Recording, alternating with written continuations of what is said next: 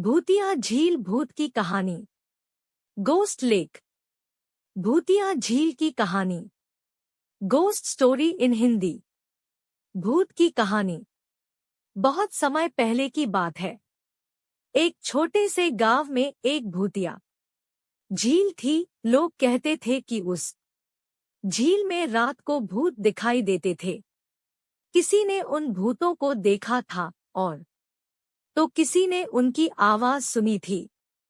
एक बच्चा था जिसका नाम सूरज था, जो उस गांव में रहता था। सूरज ने भी सुना था उस झील के बारे में और उसे भूतों से बहुत डर लगता था। पर एक दिन उसने अपने दोस्तों से बात की कि वह भी झील जाना चाहता है और उसे भूतों का रहस्य सुलझाना है। वह यह भी देखना चाहता है कि क्या सचमुच उस झील में भूत रहते हैं।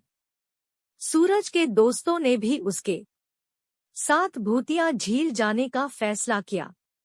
वे सब मिलकर भूतिया झील की ओर बढ़े।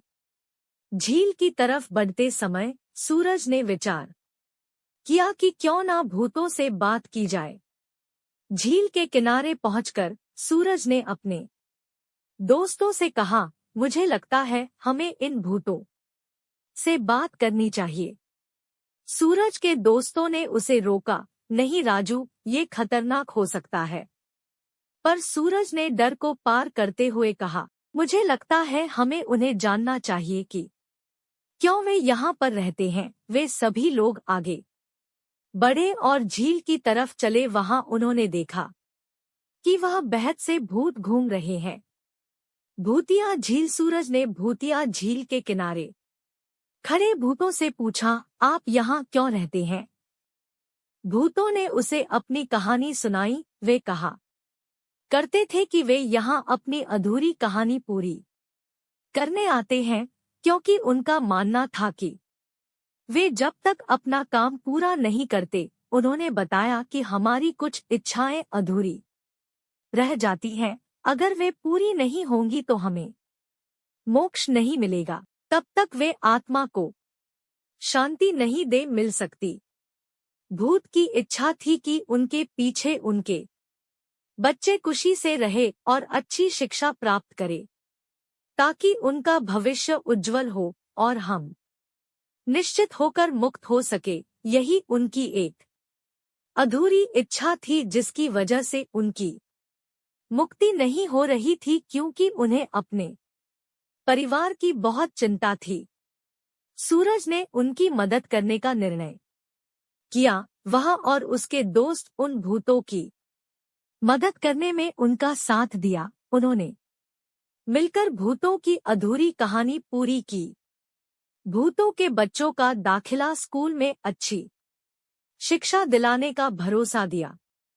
झील के किनारे जब भूतों ने अपने काम को पूरा किया तो वे शांति से आत्मा को विदा कर दिए।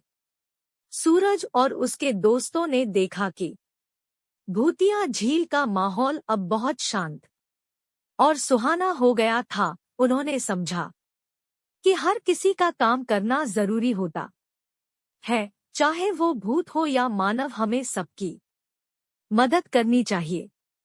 इसके बाद से सूरज और उसके दोस्तों ने नए दृष्टिकोण से सबकी मदद करके जीना शुरू किया और तरक्की हासिल की। यह हमें सिखाता है कि हमें हमेशा एक स्थिति को समझने के लिए प्रयासरत रहना चाहिए और हमारे कर्मों में नैतिकता बनाए रखना चाहिए। भूतों की कहानी सुनकर सूरज ने उन्हें समझा और उनकी समस्या में सहानुभूति दिखाई। यह हमें याद दिलाता है कि हमें दूसरों के दुखों को समझने और मदद करने के लिए सहानुभूति और समझदारी दिखानी चाहिए। इस कहानी से आपने दोस्तों क्या सीखा? तो हमें दूसरों पर दया करो। कहानी हमें ये सिखाती है।